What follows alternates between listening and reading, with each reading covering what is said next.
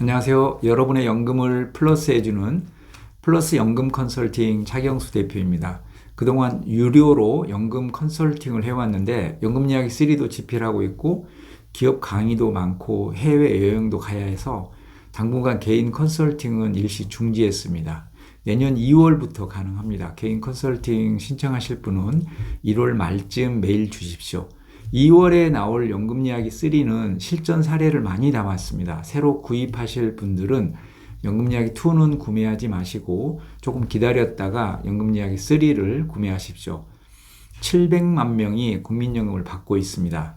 그런데 누군가에는 국민연금이 애물단지 취급을 받습니다. 국민연금 때문에 건보료 폭탄 맞았다, 기초연금 탈락했다, 기초연금 감액당했다, 이런 사례들이 와전되어 국민연금을 꺼리거나 연금 액수를 줄이려고 당겨서 받는 사람도 많습니다. 팩트 체크 해드리고 국민연금 조금이라도 더 많이 받는 방법도 소개해 드리겠습니다. 국민연금 기금은 현재 1146조입니다. 1146조가 연평균 5.92%로 굴러가고 있는데 너무 안 죽고 너무 안 태어나서 2055년에 기금이 고갈된다고 합니다. 선진국들 거의 다 보험료가 18%가 넘는데 우린 아직 9% 내고 있습니다. 선거 때마다 공짜로 주는 기초연금만 올리고 표에 도움 안 되는 국민연금 보험료는 25년간 폭탄 돌리기만 했습니다. 1인당 평균 66만 원 수령하고 있는데 100만 원 이상 받는 여성은 700만 명 중 1%도 안 됩니다. 여성이 훨씬 오래 사는데 여성의 연금이 너무 적습니다. 어차피 남편 연금 내가 다 관리하니까 내 것이나 다름없다고 말하기도 합니다. 남편 연금을 내가 관리하는 것과 내 연금은 다릅니다. 유족연금, 건보료, 기초연금 신경 쓰지 마시고 국민연금 늘리는 길이 있으면 늘리십시오. 국민연금 더 많이 받으시려면 첫 번째 추납, 반납하십시오.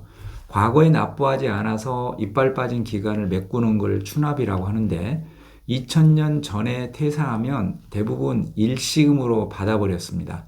그때 받은 일시금에 그동안 이자를 붙여서 반납할 수 있다고 했죠. 반납하면 그 당시 소득 대체율인 70%를 적용해 주기 때문에 연금이 많이 오릅니다. 군 복무기간도 추납할 수 있습니다. 이런저런 거 고민하지 마시고 추납, 반납하십시오.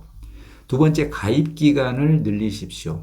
18세 되면 임의 가입해 주시고 금액을 줄이더라도 최대한 가입 기간을 늘리십시오.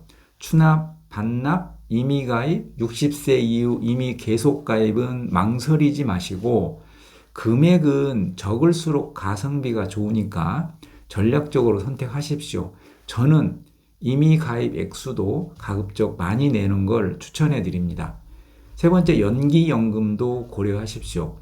특히 은퇴 후 소득이 있어서 당장 연금을 받지 않아도 된다면 뒤로 늦춰서 받으십시오. 1년 늦출 때마다 7.2%씩 복리로 늘어납니다. 그러다 일찍 죽으면 물론 손해볼 수도 있겠죠. 그러나 연금도 부족한데 재수없어 오래 살면 재앙이 될 수도 있습니다.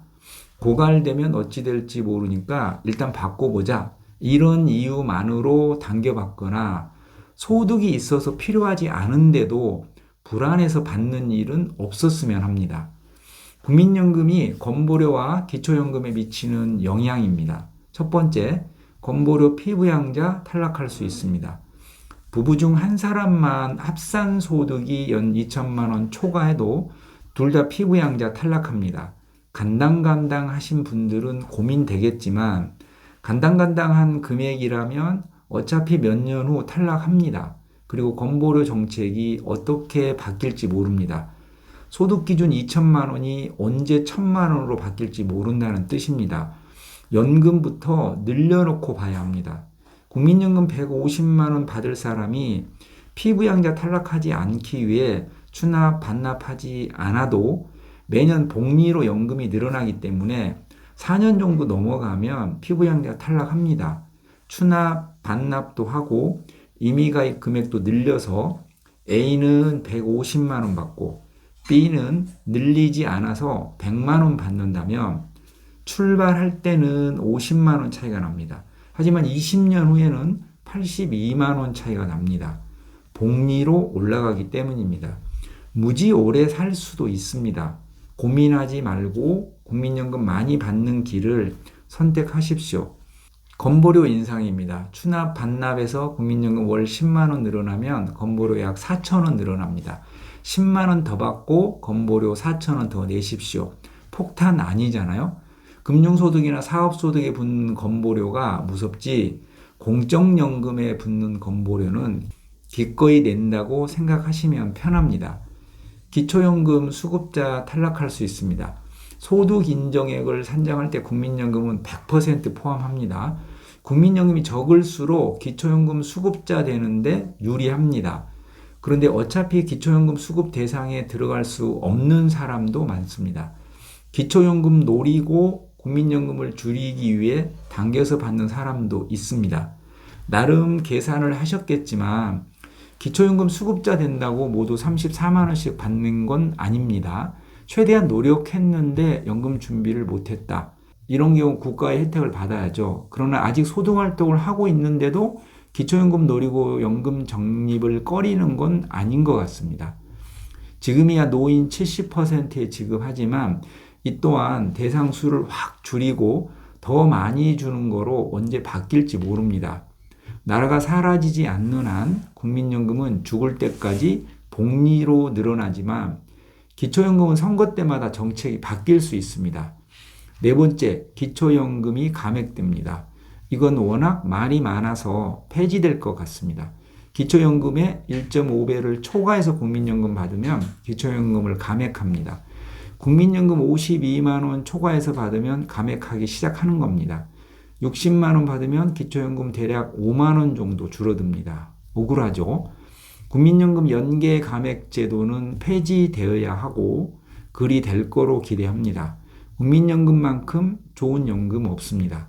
건보료나 기초연금과 연관지어 고민해야 할 사람도 있겠지만 엄청 머리 썼는데 정책이 바뀌어서 두 마리 토끼를 다 놓칠 수도 있다는 겁니다.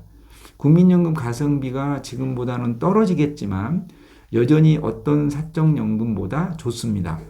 우선 국민연금 늘려놓고 건보료나 기초연금은 다른 길에서 고민하십시오.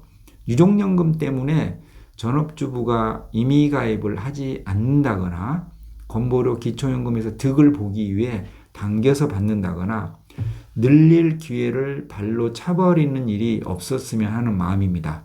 소득이 완전히 단절되고 목돈도 다 동났을 때 죽을 때까지 나오는 공적연금은 목숨과도 같습니다.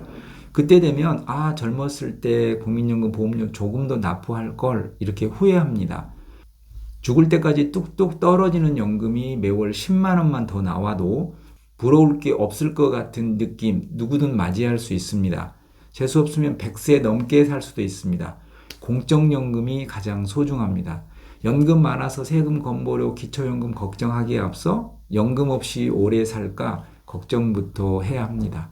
연금 부자 되십시오. 감사합니다.